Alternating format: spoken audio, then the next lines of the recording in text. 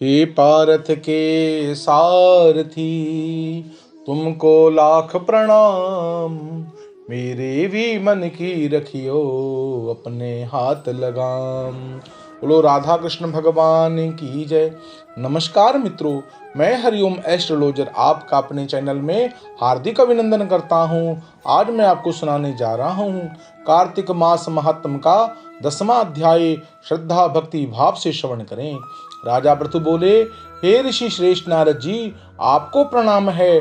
कृपया अब यह बताने की कृपा कीजिए, जब भगवान शंकर ने अपने मस्तक के तेज को क्षीर सागर में डाला तो उस समय क्या हुआ? नारद जी बोले, हे राजन, जब भगवान शंकर ने अपना वह तेज क्षीर सागर में डाल दिया तो उस समय वह शीघ्र ही बालक होकर सागर के संगम में बैठकर संसार को भय देने वाला रुदन करने लगा। उसके रुदन से संपूर्ण जगत व्याकुल हो उठा, लोकपाल भी व्याकुल हो गए, चराचर चाल्यमान हो गया। शंकर सुवर के रुदन से संपूर्ण ब्रह्मांड व्याकुल हो गया।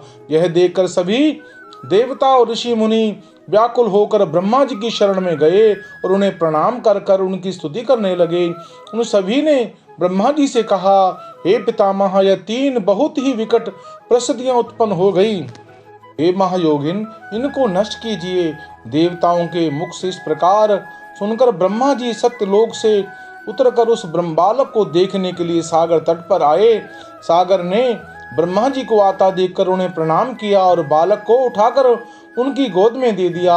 आश्चर्यचकित होते हुए ब्रह्मा जी ने पूछा, हे सागर, यह बालक किसका है? शीघ्रता पूर्वक कहो। सागर विनम्रता पूर्वक बोला, प्रभो, यह मुझे ज्ञात नहीं, परंतु मैं इतना अवश्य जानता हूँ, यह गंगा सागर के संगम पर प्रकट हुआ है। इसलिए इस जगत गुरु आप इस बालक का जात कर्म कर कर आदि संस्कार करें और इसका फल भी बताइए। नारद जी राजा पृथु से बोले, सागर ब्रह्मा जी के गले में हाथ डालकर बारंबार उनको आकर्षण कर रहा था। फिर तो उसने ब्रह्मा जी का गला इतनी जोर से पकड़ा और उसे पीड़ित होकर ब्रह्मा जी के आंखों से अश्रु टपकने लगे। ब्रह्मा जी ने अपने दोनों हाथों पर जोर लगाकर किसी प्रकार सागर से अपना गला छुड़वाया और सागर से कहा, हे सागर सुनो, मैं तुम्हारे इस पुत्र का जातक फल कहता हूँ। मेरे नेत्रों से जो जल निकलता है, इस कारण इसका नाम जलंधर होगा। उत्पन्न होते ही यह तरुणावस्था को प्राप्त हो गया, इसलिए यह सब शास्त्रों का पारगामी, महापराक्रमी, महावीर, बलशाली, महायोद्धा, रण में विजय प्राप्त करने वाला होगा। यह बालक सभी दैत्यों का अधिपति होगा। यह किसी से भी पराजित न होकर तथा भगवान विष्णु को भी जीतने वाला होगा। भगवान शंकर को छोड़कर यह सबसे अवश्य होगा। यह से उत्पत्ति हुई है, वह वहीं जाएगा। उसकी पत्नी बड़ी पतिव्रता, सौभाग्यशाली, सर्वांग सुंदरी, परम मनोहर, मधुर वाणी बोलने वाली तथा शीलवान होगी। सागर ने इस प्रकार कहकर ब्रह्मा जी ने शुक्राचार्य को बुलवाया और उनके हाथों से बालक का राज्याभिषेक कराकर स्वयं अंतर ध्यान हो गए।